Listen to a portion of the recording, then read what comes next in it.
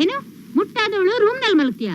ಹೌದು, ರೂಮ್ ನಲ್ಲೆಲ್ಲ ಮಲ್ಗೋ ಹಾಗಿಲ್ಲ. ಪ್ರತಿ ಸಲ ಮುಟ್ಟಾದಾಗ ಬಚ್ಚಲ್ ಮನೆ ಹತ್ರ ಮಲ್ಕೋತಿದ್ಯಲ್ಲ, ಅಲ್ಲೇ ಹೋಗಿ ಬಿದ್ಕೋ. ನನಗಲ್ಲೆಲ್ಲ ಮಲ್ಕೊಳ್ಳೋದಕ್ಕೆ ಆಗೋದಿಲ್ಲ. ನಿಮ್ಮಗಳು ಮುಟ್ಟಾದಾಗ ರೂಮ್ ನಲ್ಲಿ ಮಲಗ್ತಿರ್ಲಿಲ್ವೇನು? ಹಾಗೆ ನಾನು ಅಲ್ಲೇ ಮಲ್ಕೋತೀನಿ. ಏಯ್, ಅವಳ ಬಗ್ಗೆ ಕೇಳಕ್ ನೀನ್ ಯಾರೇ? ಅವಳು ಈ ಮನೆ ಮಗಳು, ನಾನು ಈ ಮನೆ ಸೊಸೆ. ಓಹೋ, ಏನಿವತ್ತು ಯಾವತ್ತು ನನ್ನ ಮಾತಿಗೆ ಎದುರುತ್ರ ಕೊಡ್ದಿದ್ದವಳು ಇಷ್ಟೊಂದು ಧೈರ್ಯವಾಗಿ ಕೊಡ್ತಾ ಇದೀಯಾ? ಇದೆಲ್ಲ ನಿಮ್ಮ ಅಪ್ಪನ ಕಿತಾಪತಿನೇ ಇರ್ಬೇಕು. ಮನೆ ಮುರಿದು ಅಳಿಯ ಮಗಳನ್ನ ಬೇರೆ ಮನೆ ಮಾಡ್ಲಿಕ್ಕೆ ಹೊಂಚ ಹಾಕ್ತಿದ್ದಾನೆ ಆ ಮನೆ ಮುರುಕ ನಿಮ್ಮಪ್ಪ.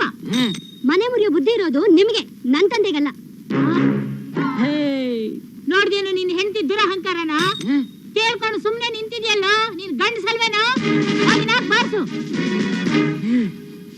ನಮ್ಮ ಅಮ್ಮಂಗೆ ಅಂತೀನಿ, ನಮ್ಮ ಅಮ್ಮಂಗೆ ಎದುರಾಗ್ತಾನೆ.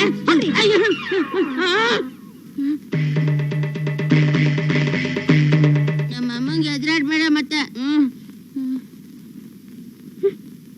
ಅಮ್ಮ, ಅವಳಿಗೆ 4 ಅಲ್ಲ 8 ಬಾರಿಸ್ದೆ.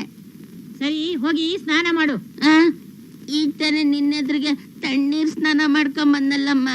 ಇವಾಗ ಮುಟ್ಟಾದೊಳನ್ ಮುಟ್ಟಿದ್ಯಲ್ಲ, ಅದಕ್ಕೆ ಸ್ನಾನ ಮಾಡು ಅಂದೆ. ಸ್ನಾನ ಮಾಡಿ ಬಟ್ಟೆನೆಲ್ಲ ಒಗ್ದಾಕು. ಮೊದ್ಲೇ ಗೊತ್ತಿದ್ದಿದ್ರೆ ಬಟ್ಟೆನೆಲ್ಲ ಬಿಚ್ಚಾಕೆ ಬಾರಿಸ್ತಾ ಇದ್ದೆ. ಓಹೋ, ಇವಳು ಈಗೀಗ ಚಿಗುರ್ತಾ ಇದ್ದಾಳೆ. ಆ ಚಿಗುರನ್ನ ಮೊಳಕೆಲಿ ಚಿವುಟಿ ಹಾಕ್ಬೇಕು.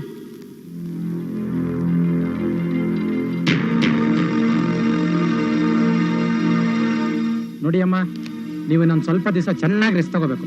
ಬನ್ನಿ. ಹಾರ್ಟ್ ಅಟ್ಯಾಕು ಜೋರಾಗಿ ಆಗಿದೆ, ಹಾರ್ಟ್ ಕೂಡ ಸ್ವಲ್ಪ ದೊಡ್ಡದಾಗಿದೆ. ಇನ್ನೂ ದೊಡ್ಡದಾಗಿ ಒಡೆದೋಗಿದ್ರೆ ಚೆನ್ನಾಗಿರೋದು. ಒಂದು ಕೆಲಸ ಮಾಡಿ, ಅವ್ರಿಗೆ ಚೆನ್ನಾಗಿ ರೆಸ್ಟ್ ಕೊಡಿ. ಸ್ನಾನನೂ ಇಲ್ಲೇ ಒದ್ದೆ ಬಟ್ಟೆಲ್ಲ ಸ್ಪಾಂಜಿಂದ ಮಾಡಿಸಿ. ಆಮೇಲೆ ನಾನು ಟ್ಯಾಬ್ಲೆಟ್ಸ್ ಕೊಟ್ಟಿದ್ದೀನಲ್ಲ, ಅದನ್ನ ಟೈಮಿಗೆ ಸರಿಯಾಗಿ ಗಂಜಿ ಜೊತೆ ಕೊಡಿ. ನಾನು ಇನ್ನೊಂದು 2 ದಿವಸ ಬಿಟ್ಟು ಬಂದು ನೋಡ್ತೀನಿ. Thank you doctor. ಇನ್ನು ಮುದುಕಿ ಸೇವೆ ಬೇರೆ ಶುರು ಆಯ್ತು. ಅರ್ಧ ಹಾರ್ಟ್ ಅಟ್ಯಾಕ್ ಆಗೋ ಬದಲು ಪೂರ್ತಿ ಹಾರ್ಟ್ ಅಟ್ಯಾಕ್ ಆಗಿ ಆ ಮುದುಕಿ ಘಟಕ್ ಅನ್ಬಾರ್ದಿತ್ತಾ? ಆ ಮುದುಕಿ ಎಲ್ ಸಾಯುತ್ತೆ, ಇನ್ ಮುಂದೆ ನಮ್ಮನ್ ಸಾಯಿಸುತ್ತ ಅಷ್ಟೇ.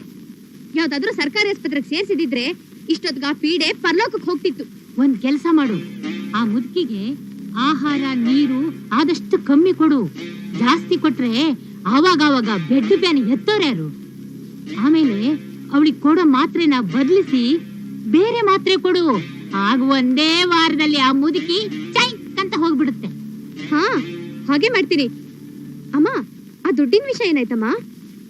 ಅದು ಶ್ರುತಿ ಅವ್ರ ಅಪ್ಪನ ಮನೆಯಿಂದ ದುಡ್ಡು ತರೋ ಹಾಗೆ ಕಾಣಿಸ್ತಾ ಇಲ್ಲ. ಅವಳನ್ನ ಬೇರೆ ಕಡೆ ಕಳಿಸ್ತೀನಿ.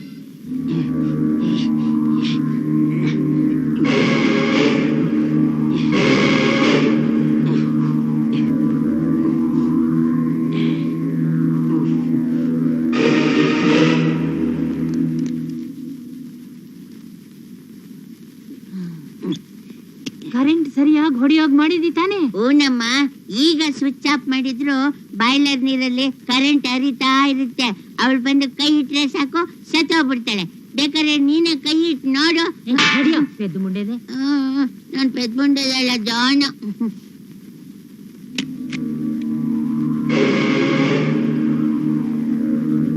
ಶ್ರುತಿ, ಏನತ್ತೆ? ಬಾಯ್ಲರ್ ಒಳಗೆ ನೀರ್ ಬಿಸಿ ಆಗಿದೆ ಅಂತ ಕೈ ಹಾಕಿ ನೋಡಮ್ಮ. ಆಯ್ತತೆ. ಬಾಯ್ಲರ್ ಒಳಗೆ ಕೈ ಹಾಕೋವಾಗ ಸ್ವಿಚ್ ಆಫ್ ಮಾಡ್ಕೊಂಡು ಕೈ ಹಾಕು, ಇಲ್ಲ ಅಂದ್ರೆ ಶಾಕ್ ಹೊಡೆದ್ಬಿಟ್ಟಿತ್ತು. ಸರಿ ಅತ್ತೆ.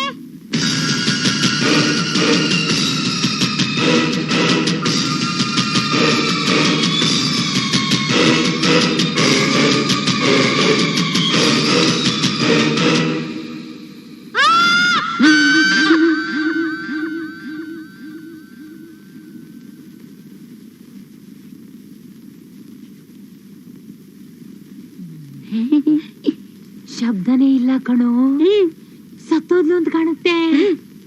ಅಯ್ಯೋ, ನನ್ ಮುದ್ದಿನ ಸೊಸೆ ಕರೆಂಟ್ ಹೊಡೆದು ಸತ್ತೋದಲ್ಲಪ್ಪ. ಅಯ್ಯೋ, ನಾನೇನಪ್ಪ ಮಾಡ್ಲಿ? ಯಾಕಪ್ಪ ನನ್ನ ಸೊಸೆ ಕರ್ಕೊಂಡೆ?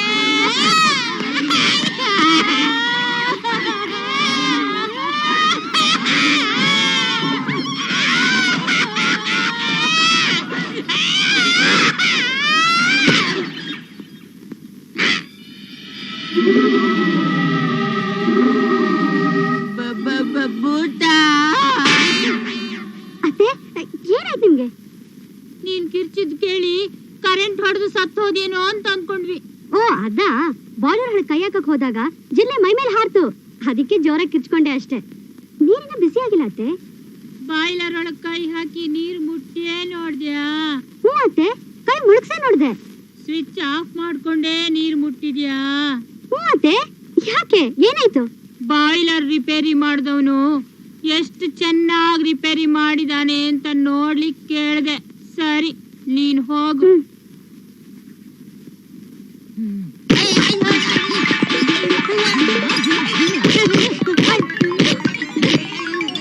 ಮಗನೇ, ನೀನೇ ಕಣ ನನ್ನ ಪ್ರಥಮ ಶತ್ರು. ಒಂದ್ ಹುಡುಗಿ ಪ್ರಾಣ ತೆಗಿಯಕ್ಕಾಗ್ಲಿಲ್ವಲ್ಲ ನಿನ್ಗೆ? ನಿನ್ನಣೆಗೂ ನಾನ್ ಸರಿಯಾಗಿ ಮಾಡಿದ್ದೆ ಕಣಮ್ಮ. ಹ್ಮ್, ನನ್ ಮೇಲೆ ಆಣೆ ಹಾಕಿ ನನ್ ಪ್ರಾಣ ತೆಗಿಬೇಡ ನೀನು. ಅದೇನ್ ಮಾಡಿದ್ಯೋ ನೋಡೋಣ, ನಡಿ.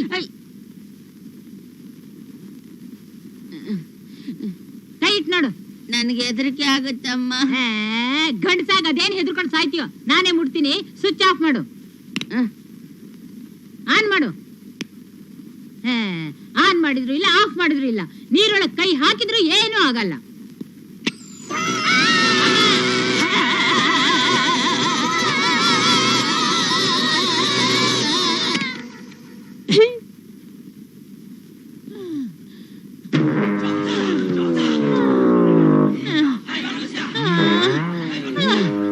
ಯಾಕಮ್ಮ ಕಿರ್ಚ್ಕೊಂಡೆ?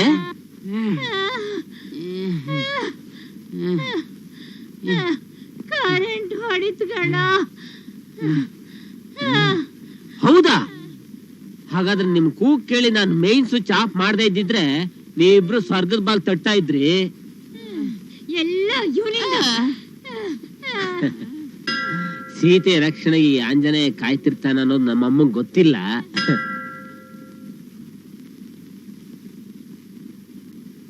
ನೋಡು, ಗಂಡ ಆಫೀಸಿಂದ ಮನೆಗ್ ಬಂದಾಗ ಮನೇಲಿದ್ದು ಅವನ ಸೇವೆ ಮಾಡ್ಬೇಕನ್ನೋ ಮನಸ್ಸು ಅವಳಿಗಿದ್ರೆ ತಾನೆ. ಬಂದ್ಲು ನೋಡು ತಾಟಗಿತ್ತಿ. ಏನೇ, ಎಷ್ಟೊತ್ತಾಯ್ತು ನೀನ್ ಮಾರ್ಕೆಟಿಗೆ ಹೋಗಿ ಇವಾಗ ಬರ್ತಾ ಇದೀಯಾ? ನಾನೇನು ತಿರ್ಗಾಡಕ್ ಹೋಗಿರ್ಲಿಲ್ಲ, ಸಾಮಾನ್ ತರಕ್ ಹೋಗಿದ್ದೆ.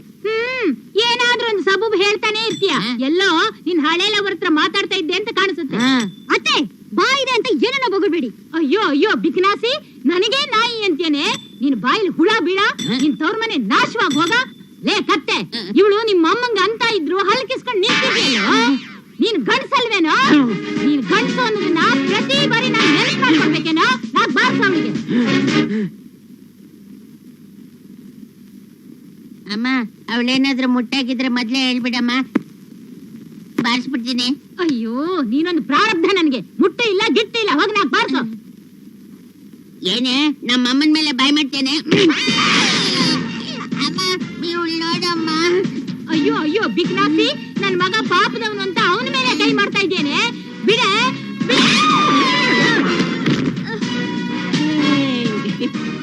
ಅಯ್ಯೋ ಅಯ್ಯೋ, ನೀನ್ ಮನುಷ್ಯಳಲ್ಲ, ರಾಕ್ಷಸಿ. ಹೊರಟಾಗ ನಮ್ಮ ಮನೆಯಿಂದ. ಇನ್ನೊಂದ್ಸಲ ನಮ್ಮ ಮನೆ ಕಡೆ ಬರ್ಲೇಬೇಡ. ದುಡ್ಡು ಸಿಕ್ಕಿದ್ರೆ ಮಾತ್ರ ಬಾ, ಅಷ್ಟೇ. ದುಡ್ಡು ಸಿಕ್ಕಿದ್ರು ನಿಮ್ಮನೆ ಮಾತ್ರ ಬರಲ್ಲ. ಇಲ್ಲಿರೋದಕ್ಕಿಂತ ಬೇಡ್ಕೊಂಡ್ ತಿನ್ನೋದೇ ವಾಸಿ.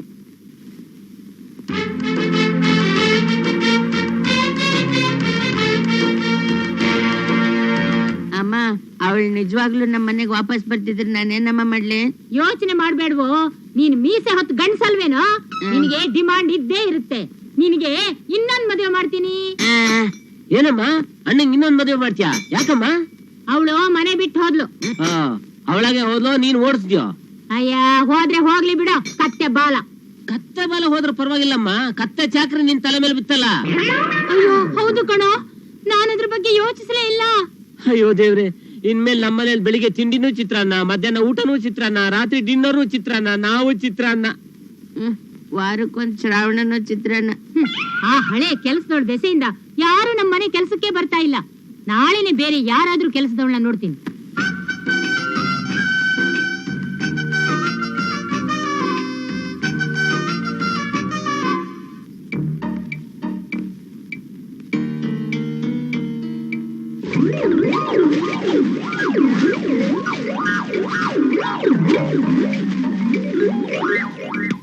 ಅಮ್ಮ, ಅಮ್ಮ, ಏನಮ್ಮ ಇದು ಇಷ್ಟೊಂದು ಕಸ ಬಿದ್ದಿದೆ ಇಲ್ಲಿ?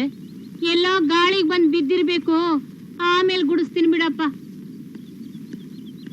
ಅಮ್ಮೋರೆ ಅಮ್ಮೋರೆ, ಇಲ್ಲಿ ಸೋಮಶೇಖರಣ್ಣ ಅವ್ರ ಮನೆ ಯಾವ್ದ್ರ?